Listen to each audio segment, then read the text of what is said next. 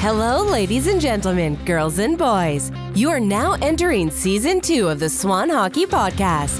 Swan Hockey is flying around the junior hockey world one episode at a time.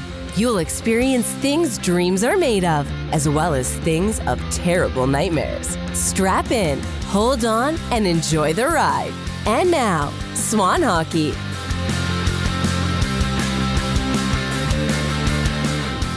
What's up, everyone? Welcome back to another episode. We got a weekend review, another weekend of junior hockey, another week of junior hockey in the books. Still in this crazy time, but awesome time.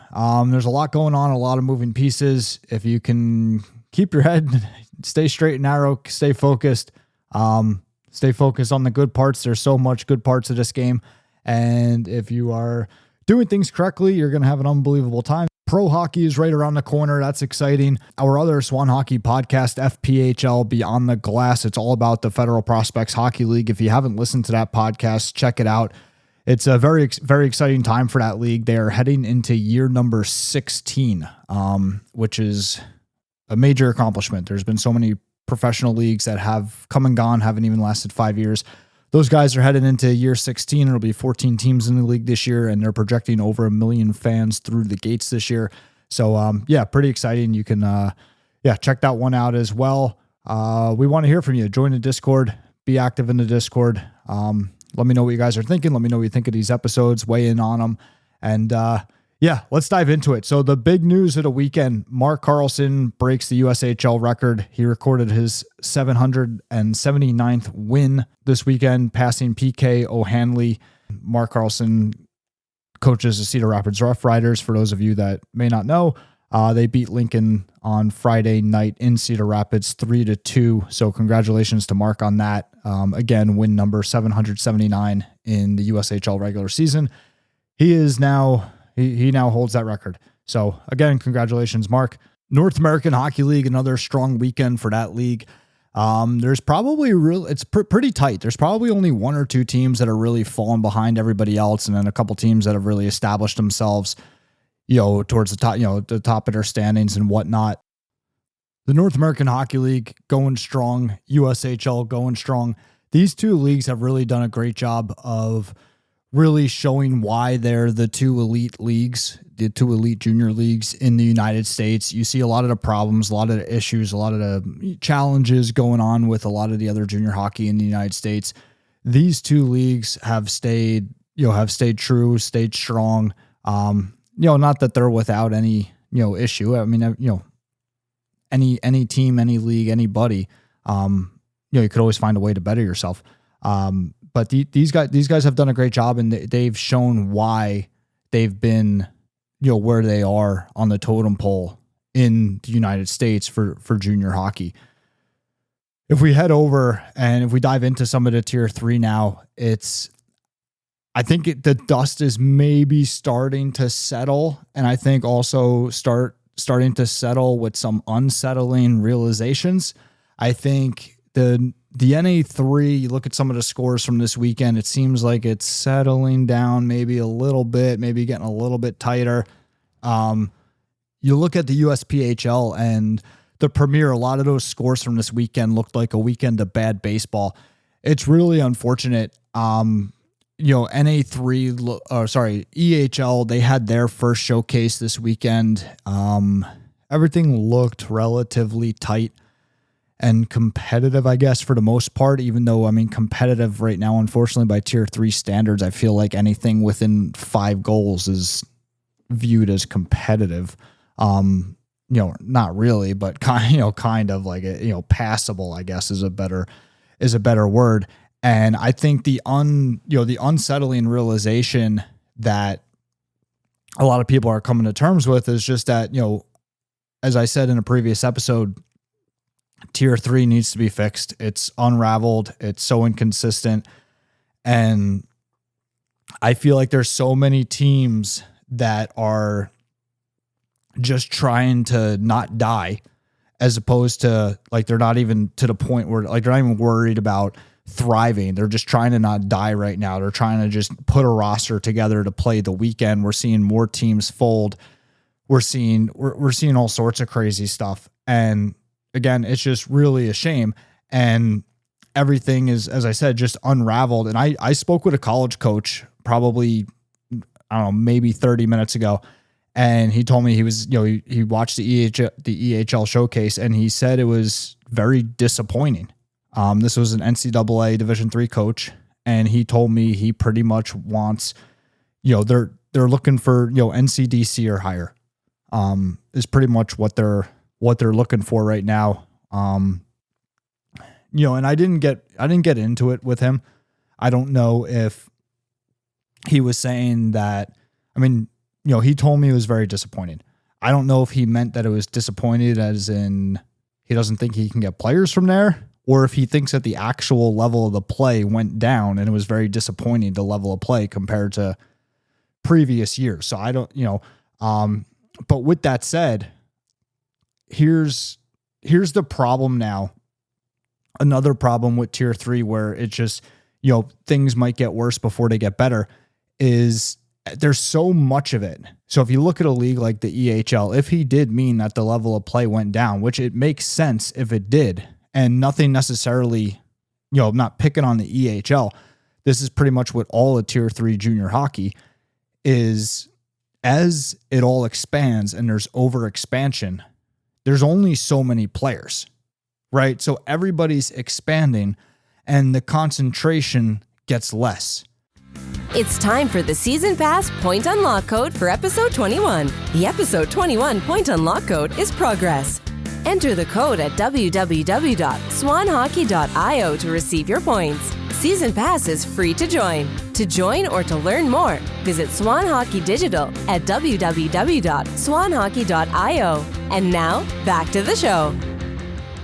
Right, so where you had these different pockets, you had these certain, maybe certain leagues or certain divisions, certain teams where you had these pockets of teams where you knew, okay, this is a good pocket at tier 3. And we know as a scout or a coach, whatever, we want to go look at this area because there's a high concentration of talent in this division, in this tier 3 space, in this pocket. Those pockets, I feel, are starting to go away because there's so many options and it's all over the place. It's expanding. Well, the players are expanding with it, right? Because everybody thinks the grass is greener on the other side. So we got to go, right? So like where the EHL, I'm sure they've lost a lot of really good players to the NCDC and to some NCDC teams that really are subpar. So normally when a college coach would go and watch the EHL, there'd be, again, good players there. Now, a lot of those good players may be gone playing for some of these subpar NCDC teams and not even necessarily on the same subpar NCDC team, right? Because then maybe the team wouldn't be so far subpar. I don't know. But when they're spread out, 2 here, 5 there, 3 here, it just, you have all these subpar situations that are taking the high-end player from what was once a good situation. And it's just bringing down the quality of everything. And obviously these college coaches, they're not going to be able to go hit up every single tier 3 team. So unfortunately, a lot of these guys, they very well may spend less time than ever now in tier 3. Because it's just not, the bang for the buck is just not there. They're better off maybe going to watch some of the tier 2 Canadian teams or whatnot, and where there's a higher concentration of higher end talent. So that's one thing that I think we're seeing, and I don't think people even realize that we're seeing it and that it's going to keep coming, and it's only, again, things are probably going to get worse before they get better in terms of tier 3. And I think the unsettling realization is that tier 3 really, it's an ACHA club hockey breeding ground now. It pretty much is. And they're not the only ones being affected. With these new college rules, everybody's affected. The reality of the situation is the North American Hockey League, they're probably a D3 league now. They've always sent a ton of players D3. Nobody talks about that, right? Everybody talks about how many they sent to Division 1. Nobody ever talks about how many they've always sent to Division 3. And it was always a lot. And it's going to be more than ever now. And again, like it or not, that's how it is. I mean, I still think there will be Division I players coming out of North American Hockey League. Yeah, definitely. But I think it's going to be less than ever. Again, just everything's changing. I mean, USHL, they're probably going to get less commitments or maybe lower end commitments. They're still, I don't think the USHL is going to become a Division III league, but I think it's, again, we're seeing this new landscape unfold. And I think that there's a lot of dust settling and a lot of, I think a lot of the dust has settled. And I think there's a lot of realizations to be had now that, everything's pretty much different. If we head over to the NCDC, I think now is a, Division III ACHA league. It is. I mean, especially just with not only the changes that have gone on around it, but the changes that have gone on within it. The NCDC, it's not what it, the face value of it, NCDC, it's not what it was a couple years ago. I mean, just the overexpansion is crazy. You see some of the things going on. You got the situation with Casper where they were kicked out of their building and brought back into the building and apparently kicked out of the building. I don't even know if they have a home right now. It's, the team in Maine, just again, a lot of the overexpansion. The NCDC now fits into the category of pretty much the same of tier 3 as where you really, really got to pay attention to the organization that you're playing for, because all are definitely not created equal. My opinion, and I think very, very many would agree with me, the Atlantic division of the NCDC is your top division. The division with Westchester, with the Rockets, with the Hitmen, Mercer Chiefs. That's the best division that the NCDC has to offer, in my opinion. And again, I think a lot of people share that same opinion. I mean, I think you'll still have the odd guy commit Division I out of the NCDC, probably a super young player. And I think you'll still see a handful of D3 guys come out of the EHL. It's just everything's shifting. But with this shift, I mean, look, there's also so much great opportunity out there. I mean, even we talk about, we talk about the ACHA.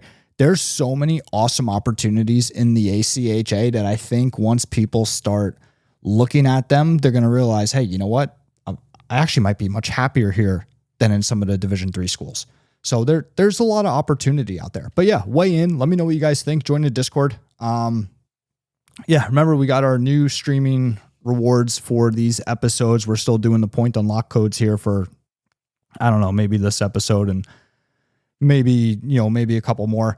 But we got the new streaming rewards to give you guys points on our season pass rewards program, which is aimed at giving you more for things you already do, such as listening to Swan Hockey Podcasts or watching Swan Hockey Podcasts. If you're watching the FPHL Beyond the Glass one, seriously, go check that out. But yeah, you could join for free at swanhockey.io. And that's going to do it for this episode. And until next time, I will see you guys in the Discord.